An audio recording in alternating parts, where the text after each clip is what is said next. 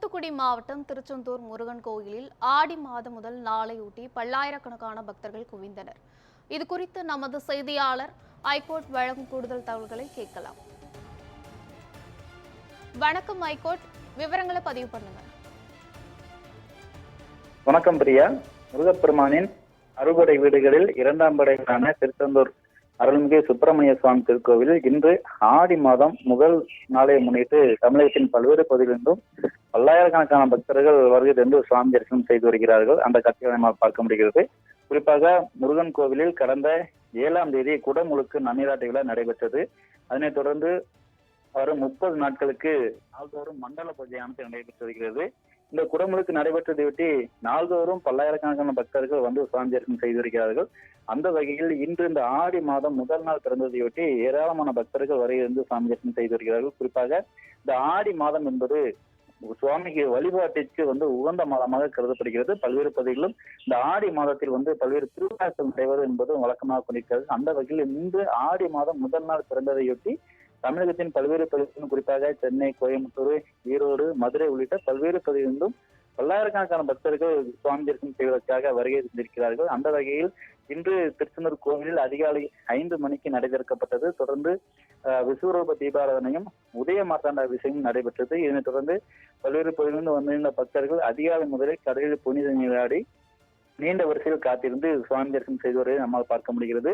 அந்த வகையில் 100 ரூபாய் தரிசன வரிசையில் சுமார் 5 மணி நேரமும், கட்டண பொது தரிசன வரிசையில் சுமார் 7 மணி நேரம் வரையிலும் பக்தர்கள் காத்திருந்து சுவாமி தரிசனம் வருகின்றனர். அதுபோல மூத்த குடிமக்கள் தரிசன வரிசைகளிலும் பக்தர்கள் தரிசனத்துக்காக அனுமதிக்கப்பட்டு வருகிறார்கள். அந்த வகையில் நாம் பார்க்கும்போது 100 ரூபாய் கட்டண தரிசன வரிசை என்பது சுமார் 500 மீட்டர் தூரத்திற்கு நீண்ட வரிசையாகவே அங்கு இருந்து வருகிறது. குறிப்பாக அந்த யாகசாலை மண்டபத்தில் தொடங்கக்கூடிய அந்த 100 ரூபாய் கட்டண தரிசன வரிசை என்பது பழைய அன்னதான மண்டபம் வழியாக சுற்றி மீண்டும் அதே வழியாக கிழக்கு கடற்கரை பதிவு வழியாக அந்த பக்தர்கள் செல்லக்கூடிய ஒரு நிலை இருந்து வருகிறது. சுமார் 500 மீட்டர் தூரத்திற்கு அந்த 100 ரூபாய் தரிசனத்தில் பக்தர்கள் காத்திருக்கக்கூடிய ஒரு நிலை என்பது இருந்து வருகிறது.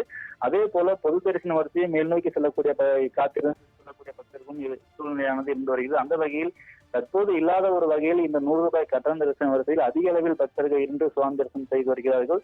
பக்தர்களின் வசதிக்காக கோவில் நிர்வாகம் சார்பில் வரிசையில் காத்திருக்கக்கூடிய பக்தர்களுக்கு வாகனங்கள் மூலம் அந்த குடிதண்ணீர் பாட்டில் என்பதை வழங்கி வருகிறார்கள். இருந்த போதிலும் கூட ஒரு சில பக்தர்களுக்கு தான் அந்த குடிதண்ணீர் வசதி என்பது கிடைக்காதவும் ஒரு குற்றச்சாட்டு என்பது எழுந்திருக்கிறது.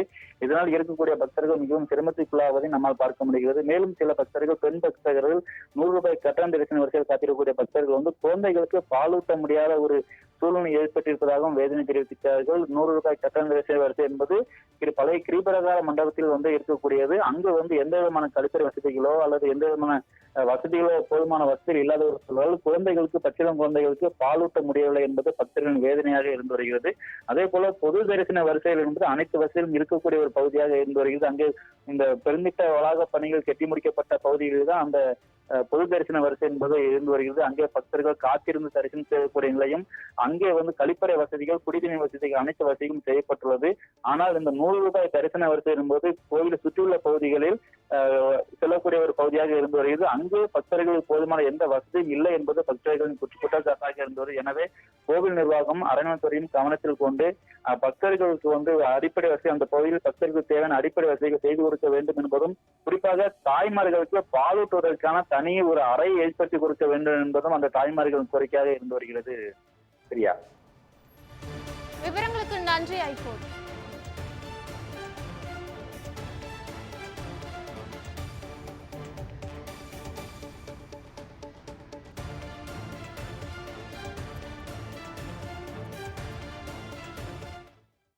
அஞ்சு மணி நேரம் நிக்கிறோம். பச்சை குழந்தைய வச்சுட்டு நிக்கிறாங்க. ஒரு தண்ணியோ ஒரு சாப்பாடு வசதி எதுவும் இல்லை. ஒரு பாத்ரூம் போக கூட வசதி இல்லை. 5 மணி நேரம் ஒரு லேடிஸ் ஆகட்டும், ஜென்ஸ் ஆகட்டும், இல்லை குழந்தைக்கு பால் கொடுக்க கூட இடம் இல்லை. ஏன் இவ்வளோ கஷ்டமா இருக்குது? இத்தனை வசதி பண்ணவங்க அது கொஞ்சம் பண்ணக்கூடாதா? ஏன் பண்ண மாட்டேங்கிறீங்க? கரெக்டாக நாங்கள் நின்று 9 மணிக்கு, மணி என்னாச்சுன்னு பாருங்க.